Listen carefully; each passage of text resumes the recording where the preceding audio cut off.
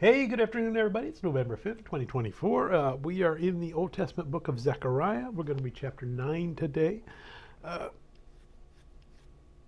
All of our prophets, at some point, they prophesy against the nations that surround Jerusalem. And essentially, God passing his judgment on those nations based on how they have treated his people, Israel. Same thing we're going to get here. Only now God's passing his judgment on these for how they treated Israel when they came back from the exile. Because we saw in Ezra and Nehemiah that they kind of rose up. They tried to intimidate the Israelites. They wrote to the kings of Persia and said, hey, they're going to come and they're going to go against you, and spread lies to get the construction stopped on the temple. Eventually, God's people prevail, and they're allowed to build, and God's saying, okay, I didn't forget that. You nations, keep doing what you're doing, because I'm going to punish you. But again, a remnant will come out and join my people in Jerusalem. As we start to see that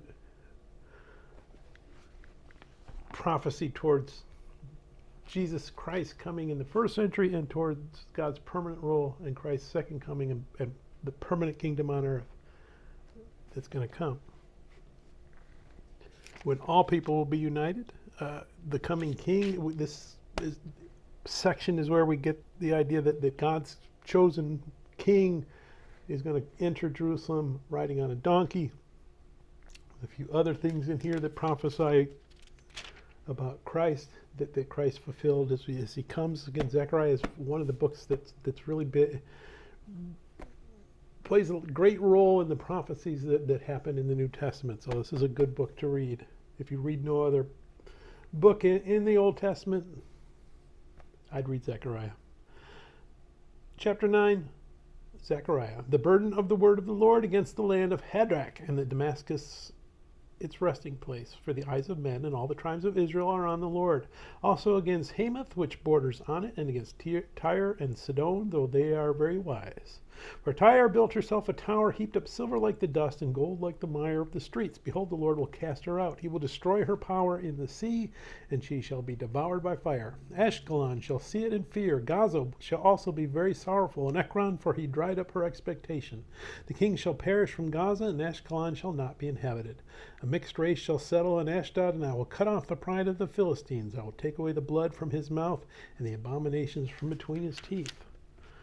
But he who remains, even he shall be for our God, and shall be like a leader in Judah, and Ekron like a Jebusite. I will camp around my house because of the army, because of him who passes by, and him who returns. No more shall an oppressor pass through them, for now I have seen with my eyes. Rejoice greatly, O daughter of Zion. Shout, O daughter of Jerusalem. Behold, your king is coming to you. He is just and having salvation, lowly and riding on a donkey, a colt, the foal of a donkey. I will cut off the chariot from Ephraim and the horse from Jerusalem. The battle bow shall be cut off. He shall speak peace to the nations. His dominion shall be from sea to sea, and from the river to the ends of the earth. As for you also, because of the blood of your covenant, I will set your prisoners free from the waterless pit. Return to the stronghold, you prisoners of hope. Even today I declare that I will restore double to you, for I have bent Judah my bow, fitted the bow with Ephraim, and raised up your sons, O Zion, against your sons, O Greece, and made you like the sword of a mighty man.